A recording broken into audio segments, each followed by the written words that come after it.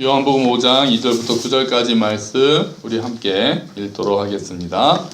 예루살렘에 있는 양문 곁에 히브리 말로 베데스다라 하는 못이 있는데 거기 행각 5이 있고 그 안에 많은 병자, 맹인, 다리 저는 사람, 혈기 마른 사람들이 누워 물의 움직임을 기다리니 이는 천사가 가끔 못에 내려와 물을 움직이게 하는데 움직인 후에 먼저 들어가는 자는 어떤 병에 걸렸든지 낫게 되밀어라. 거기 38해 된 병자가 있더라. 예수께서 그 누운 것을 보시고 병이 벌써 오래된 줄 아시고 이르시되 내가 낫고자 하느냐.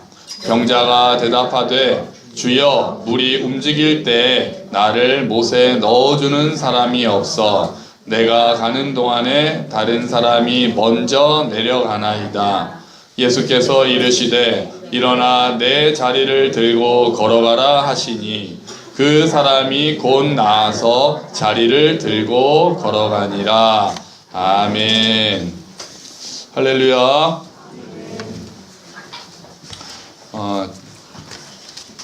베데스다라는 연못이 있다라고 나오는데요. 그 예루살렘에 있는 양문 곁에, 양문은 진짜 매 하는 그 양이에요. 그 예루살렘에 이게 문들이 있습니다. 그 중에 양문이라는 문이 있었고요. 거기에 베데스다라는 연못이 있었는데요. 그 이제 행각 5개가 있고요. 베데스다의 뜻은 자비의 집이라는 뜻입니다. 기억해 주세요. 몇 번 또 여쭤볼 거예요. 자비의 집 또는 은혜의 집이라고 할 수 있어요. 그 옆에 행각이 5개 있다고 하는데 행각이 뭔지 아세요? 행각. 행각이 어렵더라고요. 행각을 또 낱말 사전을 찾아봤더니 건축물 옆에 붙어 있는 주랑 이렇게 돼 있어서 그럼 주랑은 뭐야 그랬더니 쭉 늘어서 있는 회랑. 그 회랑은 막 돌더니 행각이 다시 나왔어요. 그래서 이게 뭔가 그랬더니 이렇게 생긴 게 행각이더라고요. 이런 게 행각이에요. 그러니까 벽이 없이 기둥과 지붕만으로 된 게 행각이에요. 이제 알겠더라고요. 이제 이런 거구나. 그걸 그냥 어렵게 계속 이렇게 돌려서 벽이 없이 지붕과 벽만 있는, 그러니까 기둥만 있어서 이렇게 돼 있는 거를 이제 행각이라고 합니다. 자, 그런데 그러니까 요 지붕 아래 병자들이 막 있는 거예요. 이제 이해가 되시죠? 연못이 있는데 기둥이 있고 벽이 없는 채 이렇게 뻥 뚫려 있고 지붕만 있는 그런 게 이렇게 5개가 있었던 거예요. 그래서 거기에 병자들이 다 이렇게 앉아 있는 거예요. 병자들이. 자, 병자들이 앉아 있는 이유가 성경에 나와 있는데요. 물이 움직이는 걸 기다린다고 그랬어요. 물이 움직인다는 거는 약간 전설 같은 느낌이죠. 그러니까 천사가 가끔 내려와요. 천사가 가끔 내려와서 물을 움직인다는 거는 아마 물결이 막 인다거나 아니면은 천사가 물을 이렇게 한번 휘젓는다거나 뭐 그런 거겠죠. 그런 걸 기다리는데 딱 물이 움직이면은 잽싸게 그 안에 싹 들어가는 사람은 어떻게 된다고요? 병이 낫는다는 거예요. 그걸 기다리면서 병자들이 거기다 모여 있는 거예요. 먼저 들어가는 사람은 낫는다. 이게 뭘 의미합니까? 뭐다? 우리 체육 시간에 많이 했던 거 선착순으로 먼저 들어가는 사람은 낫는다는 거예요. 저희 교회에서 선착순이랑 가장 익숙하신 분이 누군지 아십니까? 선착순이랑 가장 익숙하신 분이 몇 분이 계세요. 그러니까 예를 들면 이제 형균 형제 운동했잖아요. 형균 형제 선착순 많이 했지. 그러니까 또 럭비하고 그럴 때 얼마나 선착순을 많이 했겠어요. 근데 선착순을 많이 뛰어본 사람은 형균 형제고 선착순을 많이 시켰던 사람은 누굴까요? 장로님이세요, 장로님. 체육 선생님 했잖아요, 체육 선생님. 맨날 선착순 시키셨다고 그때 고백하시더라고요. 근데 선착순을 시켜보면 이렇게 돼요. 여자들은 잘 안 하죠, 남자들은. 요즘에도 선착순 하나요? 민아나, 학교에서 체육 시간에 선착순 해? 가끔 하는구나. 이게 모여있다가, 자, 이제 그 벌칙 중에 하나죠. 저쪽 골대가 보이면은 그 축구 골대까지 뛰어가서 먼저 들어온 사람 10명만 오케이. 나머지는 또 뛰는 거거든요. 10명 한다. 실시. 그러면 우르르 뛰어가요. 막 뛰어가서 선착순을 해가지고 와가지고 그 선생님 앞에서 1, 2, 3, 4, 5, 6, 7, 8, 9, 10 그러면 11번부터 또 뛰어. 그러면 또 이렇게 뛰어가는 거예요. 근데 뛰다 보면은 머리가 좋은 애들이 있어요. 어떻게 할까요? 첫 번째를 포기하고 아예 천천히 뛰어서 뒤로 왔다가 다시 뛰어 그러면 빨리 뛰는 거예요. 이해가 되시죠? 그러니까 11번이면 멀어지잖아요. 그러니까 10번 안에 못 들어가겠다 싶은 애들은 아예 약간 천천히 뛰었다가 이렇게 거의 끝에쯤 왔을 때 다시 뛰라 그러면 골대가 가깝잖아요. 그렇게 뛰는 거예요. 그래서 두 번째 자기는 통과하겠다고. 그러면 우리 장로님 또 그런 아이들이 보이잖아요. 그러면은 늦게 온 애도 여기까지 왔다가 뛰라고 이제 그러시면은 이제 뒤에 왔던 애들은 또 이제 당하는 거죠. 이렇게 선착순으로. 근데 여기가 선착순이에요, 지금.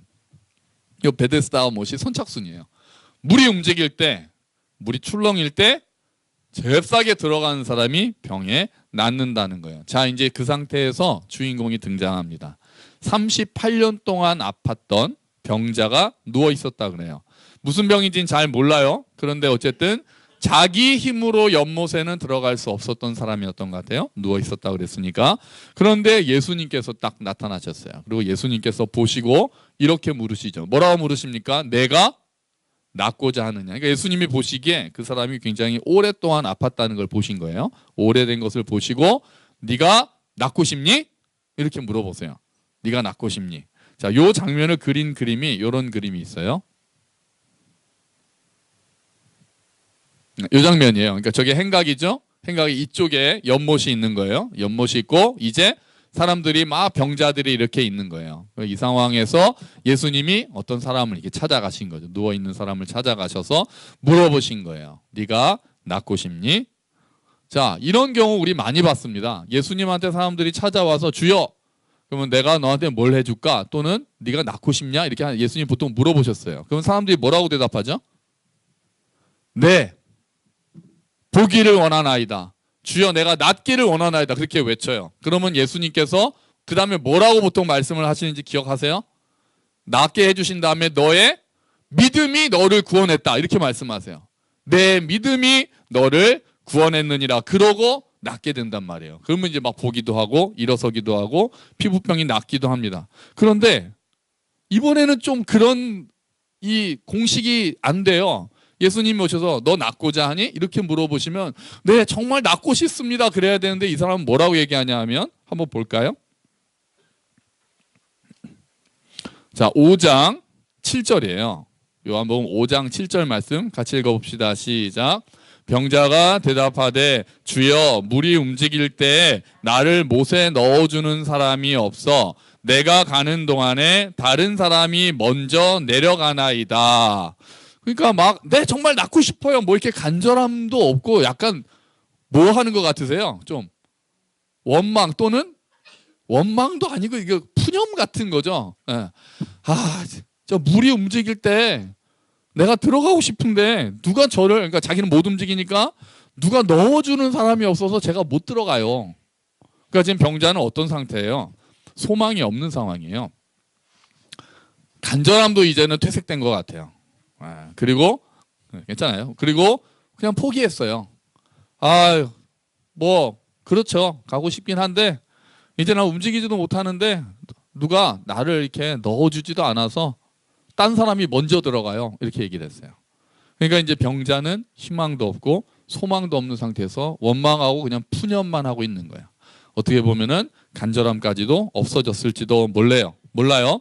자, 그런데 그러니까 예수님한테 이 사람이 바랬던 거는 뭘까요?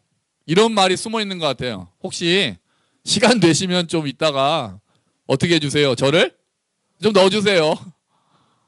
예수님이 고쳐주신다는 생각은 아예 못하고 누가 좀 나를 들어서 연못에 좀 잽싸게 물이 움직일 때 좀 빨리 후딱 넣어줬으면 좋겠어요. 혹시 선생님이 시간 되시면 그렇게 좀 해주셨으면 좋겠네요 라고 그 정도만 바라고 있었던 것 같아요. 자, 그런데 예수님이 누군지를 알지도 못해요. 이 사람은. 그죠? 예수님을 찾아온 것도 아니고 예수님이 오셨는데 예수님이 어떠한 분인지도 몰라요. 그리고 이 사람이 생각한 방식도 뭐 그냥 날 좀 안아서 혹시 넣어주실 수 있을래나 이 정도밖에 바라지도 않아요. 그런데 예수님께서 그러니까 이 사람 믿음이 없어요. 그잖아요. 그러니까 믿음이 구원해 준 것도 아니에요. 믿기는커녕 예수님도 알지 못하는 그 사람한테 예수님께서 그냥 일어나 너 자리를 들고 걸어가라 이렇게 말씀하세요. 물에 넣어주시는 게 아니라 일어나서 내 자리를 들고 걸어가라 예수님을 믿지도 않고 알지도 못했던 사람한테 그냥 예수님이 일방적으로 말씀하시는 거예요. 일어나서 네 자리를 들고 걸어가라. 그랬더니 사람이 나와서 걸어갔습니다. 할렐루야. 와. 그럼 이제 우리가 여기서 하나 생각할 거는 믿음으로 우리가 낫는다고 예수님이 보통 말씀하시는데 그게 다는 아니에요. 그러니까 이게 잘못하면은요. 왜 이 말씀을 굳이 드리냐 하면은 병이 안 나면 믿음이 없는 것처럼 얘기하는 경우가 가끔 있어서 그래요. 그러니까 믿지 않았기 때문에 병이 안 나은 것처럼 물론 우리가 간절함을 가지고 예수님이 우리를 치료해 주실 수 있다라는 것은 믿죠. 그리고 기도해요. 그런데 사실 그 간절한 믿음이 믿습니다 하지만 한편으로는 예수님이 고칠 수 있다라는 건 믿어요. 그런데 지금 나를 고치실까에 대해서는 좀 퀘스천이 있지 않으세요? 정말 지금 나를 예수님이 고쳐주실까? 그러면 가끔 옛날에 이제 기도원이나 이런 데는 의심해서 안 낫는다고 이렇게 얘기하거든요. 믿어야지, 온전히 믿어야지 믿음이 부족해서 안 난다고 그러는데 이런 경우는 아니잖아요. 믿음이 없는데 그냥 낫다니까요. 그냥 은혜가 빡 임했어요. 그러니까 물론 우리가 간절한 믿음을 가지고 하나님께 나아가는 것은 좋은 일이에요. 그리고 우리가 믿어야죠. 하지만 목사님 저조차도 정말 하나님이 능력이 있다는 걸 안 믿는 건 절대로 아니죠. 하나님 능력 있으시죠. 그런데 지금 이 시간에 반드시 나를 낫게 해주실 거다라는 믿음이 없어서 못 낫는다라고 바로 공식으로 넘어가면 안 돼요. 그래서 그것 때문에 정죄를 하거나 그런 것 때문에 너무 좌절하거나 내가 믿음이 없어서 못 낫나? 이렇게 되잖아요. 그죠? 그런 경우 많았어요. 옛날엔. 내가 믿음이 없어서 못 낫는구나. 이렇게 해서 탓하고 스스로를 오히려 더 스트레스를 받는 거예요. 내가 믿음이 없어서 못 낫다고 생각하니까 이제 내가 믿음 없는 것까지 스트레스가 되는 거예요. 몸이 아픈 것도 스트레스인데 믿음도 없어. 그 더 스트레스가 되는 건데 꼭 그렇지는 않아요. 그렇지는 않아요. 이런 예를 보면 그래요. 근데 사실 오늘 이 말씀을 더 드리려는 건 아니고요. 자, 다시 여쭤볼게요. 베데스다의 뜻이 뭡니까? 그 사이에 다음 주에 여쭤보는 것도 아닌데 베데스다가 무슨 뜻이라고요? 자비의 집 또는 은혜의 집이에요. 은혜의 집. 자, 요 베데스다 연못이 왜 이름이 은혜의 집이었을까요? 뭐 하니까? 병을 낫게 해주니까 은혜의 집이겠죠. 그런데 진짜 은혜의 집입니까 여기가? 베데스다가 진짜 은혜의 집이에요? 병 낫게 실제로 병을 낫게 해줬다고 쳐요. 실제로 그랬는지 전설만 있는지도 모르겠지만 뭐 전설이겠지만 만약에 여기 성경에서 그리고 사람들이 기대했던 대로 그렇게 병을 고쳐줬다고 치자고요. 근데 그러면 은혜의 집이에요? 그 베데스다가 은혜의 집이에요? 저는 그렇게 생각하지 않아요. 제일 먼저 들어가는 사람 한 명 낫게 해주는 게 은혜의 집입니까? 전부 다 그 수많은 사람들이 누워 있는데 그 중에 한 사람 제일 먼저 뛰어서 들어가는 사람만 병을 고쳐주는 게 그게 은혜의 집인가요? 나머지 사람들을 더 좌절하게 하고 더 소망이 없게 하고 나는 이번에도 안 되는구나라고 생각하게 만드는 그곳이 정말 은혜의 집이냐고요? 저는 그렇게 생각하지 않습니다. 그렇게 생각할 수가 없어요. 그것은 오히려 좌절의 집이에요. 대다수를 99%를 좌절하게 만드는 집이에요. 그것은 오히려 슬픔의 집이에요. 나머지 사람들은 또다시 언제 또 물이 움직일지 모르는 그 시간 때문에 또 하염없이 그 옆에서 기다리고 있어야 했을 거예요. 정해지지도 않은 시간을 혹시 언젠가는 나도 되지 않을까라는 헛된 희망을 품은 채로 아픈 몸을 가지고 거기에 몰려들어 있었을 거예요. 그것은 은혜의 집이 될 수가 없습니다. 여러분 지금 우리가 사는 사회도 비슷하다고 생각하지 않으십니까? 전에 한참 유행했던 말 있잖아요. 1등만 기억하는 더러운 세상. 유행어처럼 나왔었잖아요. 그렇지 않아요? 모두가 1등을 하기 위해서 베데스다 연못으로 달려가고 있는 세상이 지금과 비슷하지 않습니까? 그래서 도움이 필요한 사람들을 돌아보지 못하고 내가 먼저 베데스다 연못에 뛰어들어야 되겠다라고 연못만 지켜보고 있는 그런 사회가 지금 되어 있지는 않은가요? 그 병자도 연못까지는 가까이 갔으니까 기회가 공평한 겁니까? 아니죠. 그 사람은 걷지도 못했잖아요. 기회는 공평하지 않았습니다. 지금 이 사회는 기회가 공평합니까? 아니죠. 그렇다면 금수저 수저는 왜 나왔고, 개천에서 욕 나오지 않는다는 얘기는 왜 나오고, 운동장은 이미 기울어 있지 않은가요? 베데스다의 모습은 지금 우리 사회의 모습과 너무 비슷하다고 생각합니다. 그런데도 그 사람은 연못을 떠나지 못합니다. 혹시라도 자기가 먼저 들어갈 수 있지 않을까, 혹시라도 내가 1등을 할 수 있지는 않을까 하면서 수많은 사람들이 미련을 가지고 거기에 몰려들어 있습니다. 오히려 생각해보면 역설적인 것은 제일 먼저 뛰어들어갈 수 있는 사람은 어떤 사람이겠어요? 그 중에서 제일 그나마 건강한 사람은 뛰어들어가요. 근데 진짜 아픈 사람은 들어갈 수가 없는 곳이죠, 베데스다는. 진짜 치유가 필요한 사람은 그 안에 들어갈 수도 없고, 그나마 나은 사람이 뛰어들어갈 수 있는 곳이 베데스다였어요. 지금 사회도 그런 모습이 많이 되어 있지 않습니까? 그리고 그 심정으로 연못을 떠나지도 못하고 다른 사람들 눈치 보면서 저놈이 나보다 먼저 들어가면 안 되는데 하면서 연못을 뚫어지게 쳐다보면서 다른 사람을 도우려는 마음보다는 내가 먼저 들어가서 내가 병이 나아야 되겠다고 생각하는, 그렇게 눈치 보면서 경쟁하고 있는 모습은 어쩌면 우리들의 모습과 똑같을지도 모르겠습니다.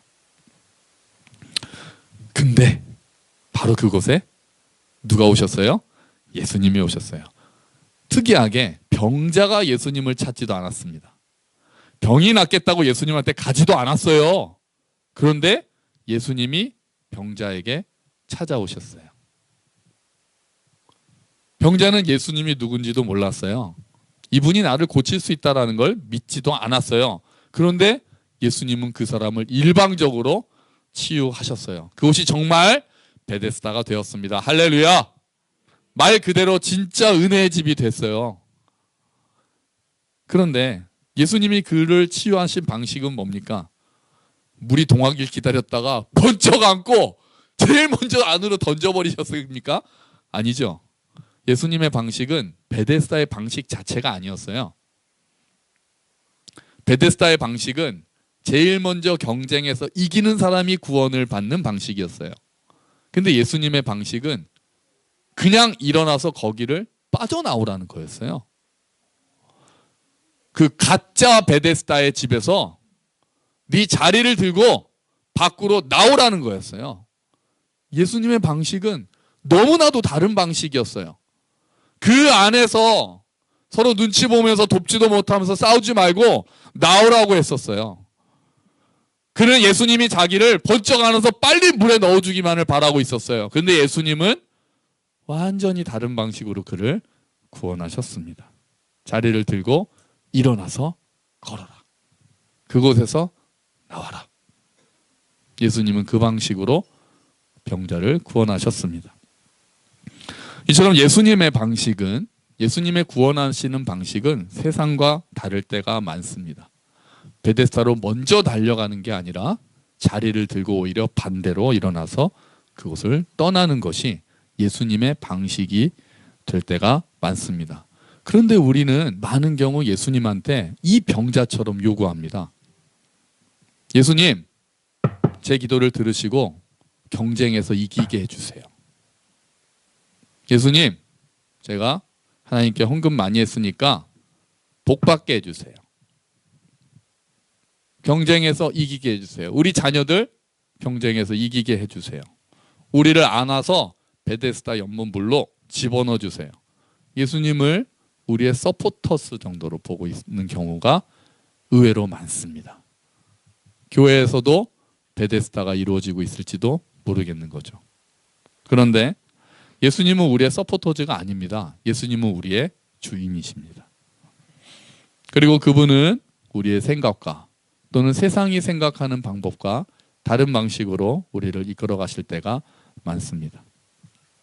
여러분, 베데스다의 그 가짜 은혜의 집에 아무런 희망 없이 누워있던 병자에게 찾아오셨던 예수님은 우리에게 이미 먼저 찾아오셨습니다.